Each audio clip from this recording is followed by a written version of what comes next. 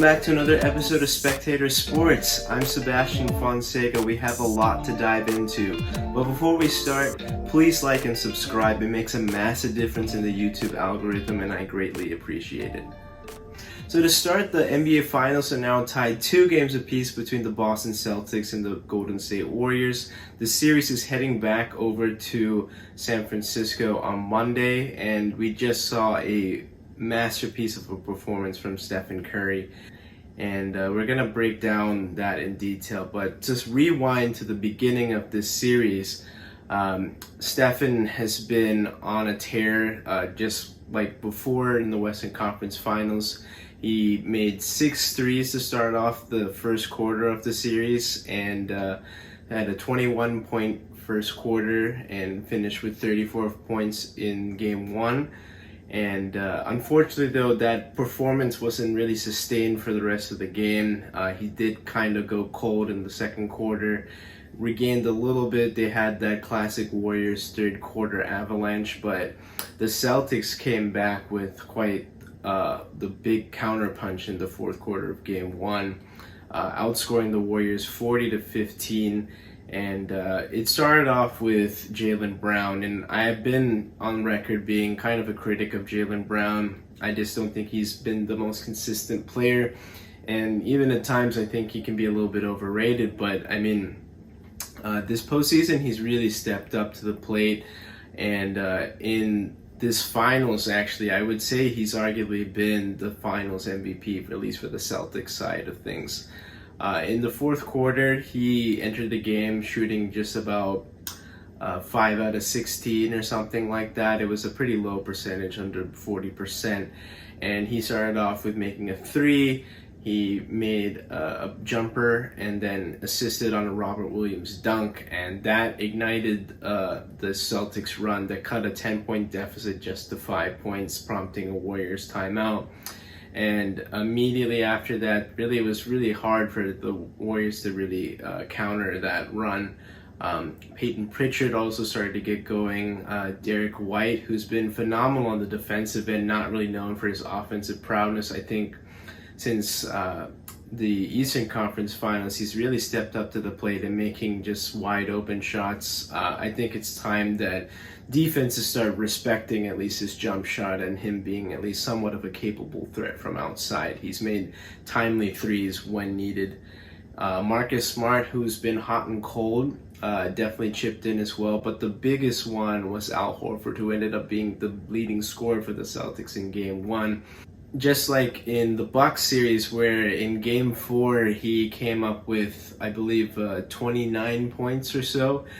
He came up with 26 points in game 1 of the NBA Finals, and this is a guy that has had to wait quite some time just to get into the finals, and he didn't waste his first opportunity at it either. So that fourth quarter really led them to stealing home court advantage from the jump and Boston taking an early 1-0 series lead. In game 2, the big thing was how would the Warriors respond. It hasn't been seen in the Steve Kerr era for them to be trailing, especially after game 1. They were going into this series, they were actually undefeated, at least at home, for them to start off the series 1-0, not counting the 2019 series against the Toronto Raptors when they started off that series over in Canada. In game 2, the tone was set really mainly from Draymond Green. He did not really show up in game 1, and he really amped it up. He got in the face of many Celtic players, guys like Grant Williams, Jaylen Brown, prompting an early technical foul and kind of manipulating the refs in a way where, you know, it'd be really controversial for him to get kicked out of the game. He would have to do something really blatant. And we kind of got that in the second quarter. Towards the end of the first half, he contested a 3-pointer, and as classic Draymond, he had some theatrics, ended up falling. His legs seemed to kind of lose control. I mean, we know all the history from, you know, kicking Steven Adams in the groin, or, you know, swiping at LeBron's groin, or clawing out James Harden's eyes, or Nikola Jokic's eyes early this year. There's just been so many, and this guy has such a big track record with it. But in this instance, he just, kind of kicked his legs over to Jaylen Brown, and then also by the time he was getting up, he was kind of pulling down at the pants of Jaylen Brown as well, which irked him. Surprisingly, nobody got called with a technical foul. It was just called a common foul on the floor. I personally wouldn't have been against the idea of him being ejected. And after that, he was able to survive and stay on the floor after the refs called it just a common foul. And coming out after halftime, they had that classic Warriors third quarter run, and the game was pretty much over by then. Jordan Poole hit, a shot just a few feet inside the half court line. I've never seen such a bomb like that on live TV, at least during the finals. So that was really, really cool, and much needed after kind of a dud of a game one performance. So they were off to the races, and they won that game quite comfortably with the series heading to Boston. In Game 3, the Celtics really came out strong. They built a lead of about 18 points, with the Warriors cutting that lead down to 12 points by halftime. And again, they had another third quarter surge, even taking the lead briefly towards the end of the third quarter.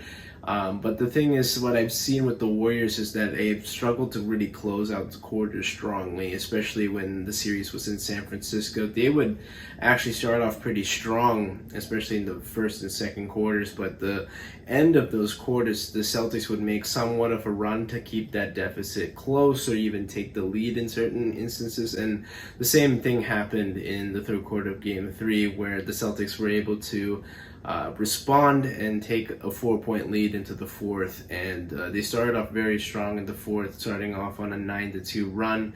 And every time the Warriors made a run of their own, it just felt like the Celtics had the plays to really overcome them. Marcus Smart came up with big plays. Jaylen Brown chipped in as well. And Tatum, despite him struggling from the field, he's been remarkably pretty good from outside. It's more like the overall field goal percentage, which has been sub 40%, but he's made impacts in other ways too. His distribution game, rebounding, a little bit on the defensive end too, I'd say. And the Celtics were able to close out the game and win by quite a comfortable margin. And you were worried about the same injury rearing its ugly head in Game 3. He winced in pain, and he stayed in the game, but once it became out of reach with about 2 minutes to go, Steve Kerr waved the white flag and pulled out his troops. And in Game 4, and the question was if he was even going to play in Game 4, despite the status of him saying that I'm playing. We always hear that from players, that they will play despite not really going into the trainer's tent or getting treatment right after the game. But he worked really hard. There was only one full rest day off, and he came out shooting pretty well, I'd say. And he finished the first half with 19 points. The Warriors were down by 5 going into halftime, and they would need another third quarter surge to really pick up the tone. Other guys weren't really chipping in, unfortunately, other than maybe Andrew Wiggins and Jordan Poole. For a very short stretch in the first quarter, he came up with 10 points, and that was really key for the Warriors staying in the game. In the first quarter, the lead was teetering towards 10 points or so, but the Warriors always kept it close, thankfully, and kept it within arm's length. And going into halftime, again, Steve Kerr made some adjustments, and this time he got some help from other members other than Stephen Curry, being Klay Thompson, Andrew Wiggins as well. He's played, I think, very consistently, very solid play throughout the series. Not the biggest scoring output, but anything more than 16 points from Andrew Wiggins, I think that's be more than enough. And he is tasked with guarding Jason Tatum for most of the game and playing heavy minutes under that type of workload. So that output on the both ends is really paying big dividends for the Golden State Warriors. In the fourth quarter, the Warriors had a 1-point lead to start, and the Celtics were poised to retake control and even building up a lead as much as 5 points. But after a timeout, Steve Kerr made additional adjustments, and Klay Thompson got going, and Stephen Curry really put on a show as well in the fourth quarter. And they closed out the game on a 21-6 run, actually, after that the Celtics took a 5-point lead. And now the series is tied 2 games apiece, and now it's a best of 3 going into San Francisco. And I'm really excited to see how this series is going to turn out. I feel like the Warriors see some momentum, but the problem is the Celtics are undefeated after a loss in this postseason run. So it's always a series of adjustments, what they're going to do, what not to do. And we're going to see now what the Celtics will do on their side of the table and see what adjustments they'll make. I'm sure the Warriors will make adjustments of their own. But now with them having an extra day of rest, both sides will get a chance to heal up and get ready for quite the dogfight for the next week to decide who will be the 2022 NBA champion. In the earlier part of this series, Klay Thompson struggled from the field. He was shooting well below 40%, and people were wondering if he really still has anything left in the tank. And when the series shifted to Boston, however, he provided the output that they really needed, scoring 25 points in Game 3 and 18 points in Game 4. And he provided some big breaks too on the defensive end as well. He's not the same defender as he was pre-Achilles, pre-ACL, but still a very capable defender, using his strength and length more than the lateral quickness that he used to have. Build on some praise, I also wanted to praise again Andrew Wiggins, who's played phenomenally, especially in Game 4. His performance of 17 points and 16 rebounds when the Warriors have been getting killed on the glass in this series with their lack of length and lack of size has really paid big dividends in Game 4, in a game that they really needed to win to keep this series alive. He had, I think, 4 offensive rebounds as well, just keeping a body on guys like, Robert Williams or Al Horford, who are bigger, but, just the presence and that physicality inside, especially on the offensive glass, was a big difference in this game. And if he can do that, especially on that rebounding perspective, I mean, that's going to be a huge X factor. And he's been consistent too. I think he's averaging about 17 points a game in this series, and that's really what you would love to see from production from Andrew Wiggins. The big thing that people have been talking about during this NBA Finals actually has been something off the court with Draymond Green's podcasts, and each time a game ends, he's been on his podcast, the Draymond Green Show, and giving kind of the thoughts, rapid reaction, just like what I do or other, podcasters do. And it's been getting a lot of backlash recently just because his play on the court hasn't reflected, somebody who's been paying attention and really making an effort to improve their play. And this has taken a lot of backlash from like the older generation guys like Cedric Maxwell and Isaiah Thomas, for example. They had some scathing remarks for sure. And I definitely agree with them on certain aspects. I mean, Draymond himself asked, this podcast is going to be here and, it's not going anywhere. And what else can you really do? I know he's not going to be a box score type of player. He's never been that. He's been the player that makes impact in ways that he makes impact in plays that don't appear in the box score, like, for example, just effort boxing out, making players rotate and make extra passes and such on the defensive end. And so his output, especially scoring-wise, isn't going to be the same, but if at least he's contributing at least on rebounding, getting a couple steals, and getting assists, that's really his bread and butter.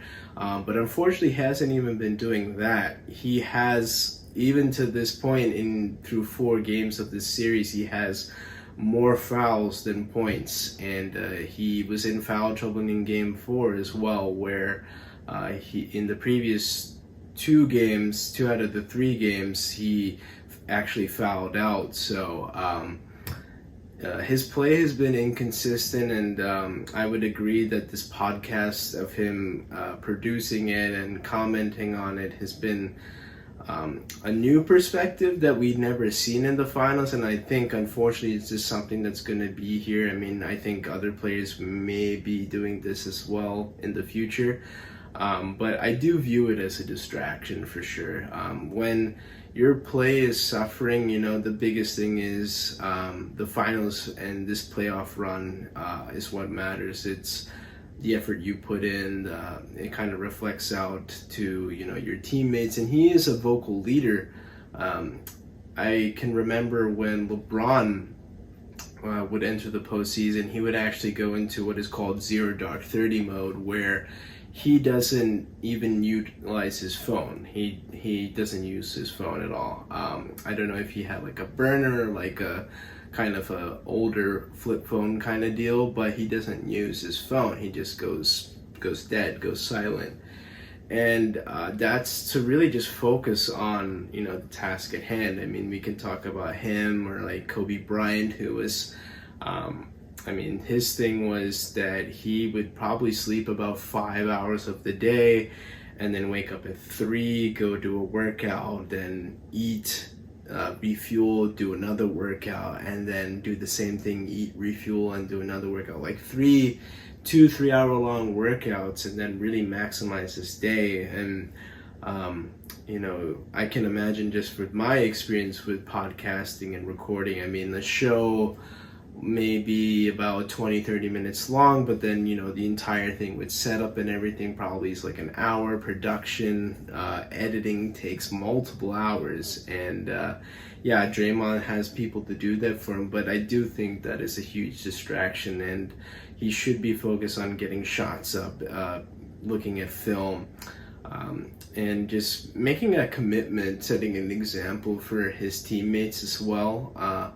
And again, call me old-fashioned, but I do believe that this is truly a distraction and something that's not really the most productive. I mean, he is getting away with it, now the series is tied 2-2, so his antics, the stuff he does off the court isn't as well, is not really under the microscope compared to when they lose. He takes most of the blame, and that's rightfully so. He hasn't been playing the greatest series, but he needs to really think about, I hope there's not really an instant where they end up losing this series, because I would say there's definitely a big factor of him costing his team possibly 2 championships. I mean, even on the court with his antics of irking players, I mean, he's only 3 technical fouls away from being suspended, and he can easily pick up 1 in a game, and he can pick up a second one, and there's only 3 games left. So if he were to pick up 2 in a span of the next 2 games, he really cannot mouth off in Game 6. He has to be perfect, like a saint, to really make sure he's available for Game 7. Because the thing was, back in 2016,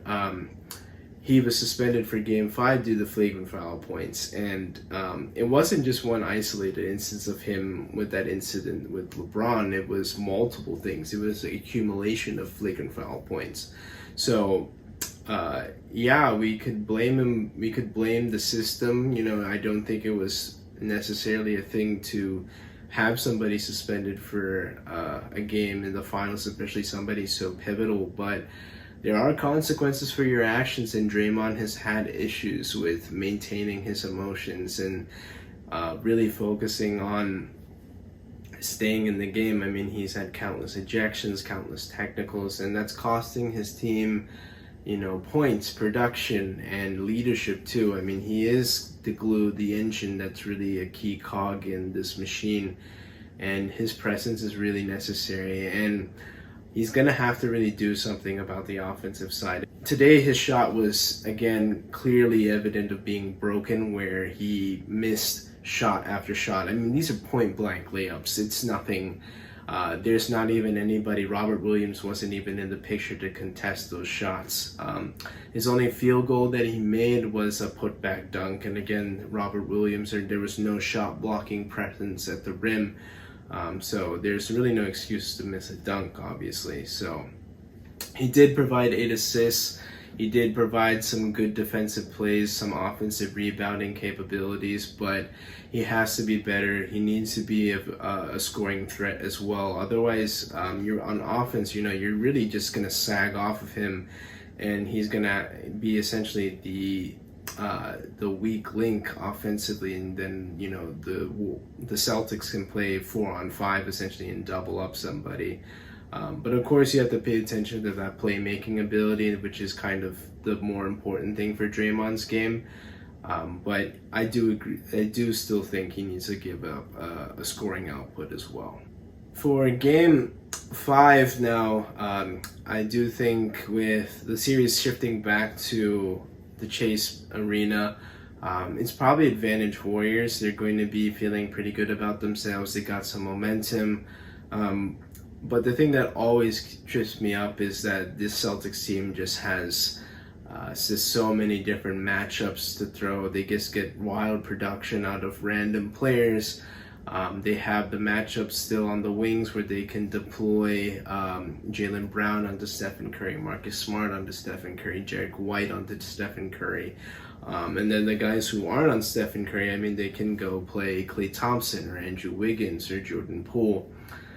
So that's still, that number 1 rated defense is still really appalling if I'm a Golden State Warriors fan, and I would be concerned that yes, you got away with it and you have home court advantage again, but you gave it up so easily in Game 1. It only takes one quarter to really make the difference in this series, and that's kind of shown up, whether it be the fourth quarter or the third quarter or whatever quarter it may be. There seems to be each game depends on like a big run by another team, and then that's just the punch that the other team can't really get up from in that game. I originally picked the Golden State Warriors in 6 games, and for that to remain intact, the Warriors would have to sweep the next 2 games to complete that.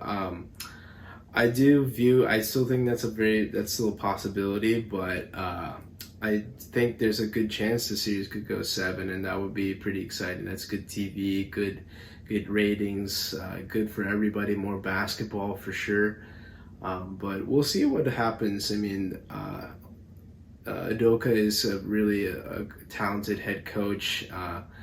He's going to have to make some adjustments. The biggest thing is Tatum, who had a pretty nice first half, he totally disappeared in the second half, especially in the fourth quarter.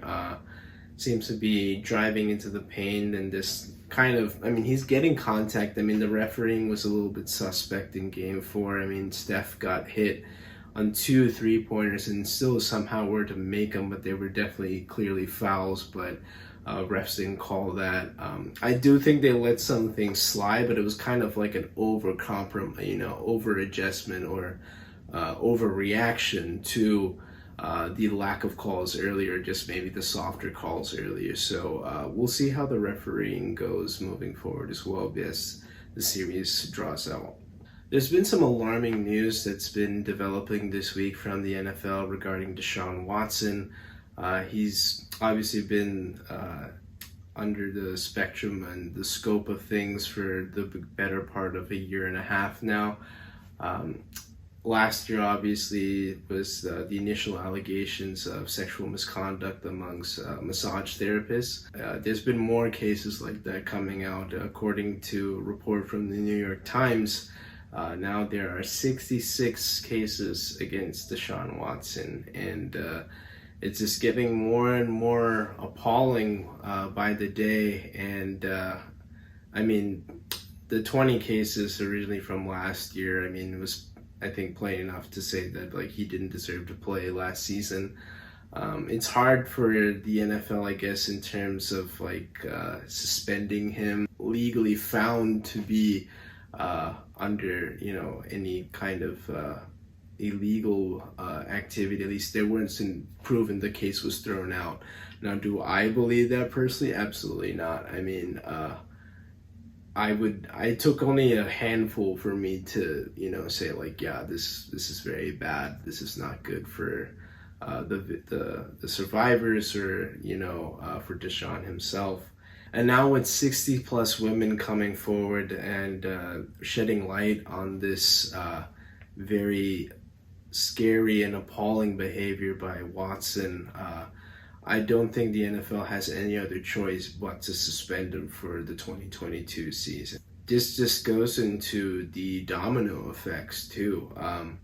Did the Houston Texans know about this? This was on their record. I mean, he was an employee for them, and they're essentially paying for this treatment, obviously. And with him doing this, and then you have now the Cleveland Browns taking on his contract and trading a whole bunch of picks and paying him over $200 million. So another thing was the Browns, they changed his salary into where that his base salary is very minimal. So in the case that he was suspended, which I'm anticipating he will be, the salary is not really going to be coming out of that. They can only take it out of his base pay, but they can't touch his bonuses. So they turned it into a bonus per se for the 2022 season. So in a way, what they're doing is validating this behavior, and then also, probably even encouraging it for other players, because if DeShaun has quote unquote gotten away with it and thus being rewarded with a $200 million contract, who's to say that other people wouldn't do that? And again, this reeks of Browns desperation.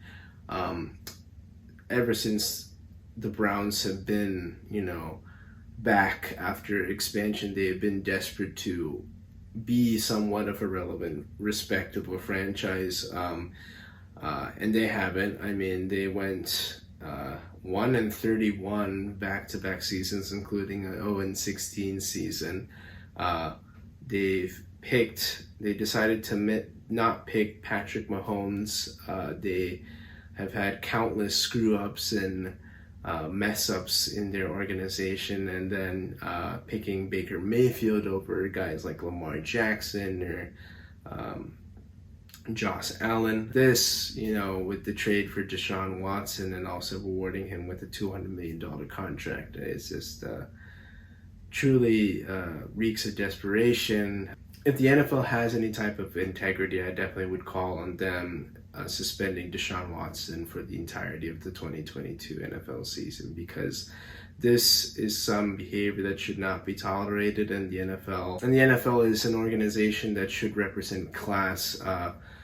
Anybody who is in the league represents that shield, and that shield is a very sacred honor and a privilege to be part of. And when you act a certain way, you definitely don't deserve to represent that shield at all. So again, I'm definitely of the mindset of, suspending DeShaun Watson for the entirety of the 2022 season, and even from beyond, because for whatever reason, he just cannot keep his hands to himself, and that's simply not tolerated and should not be accepted by any means.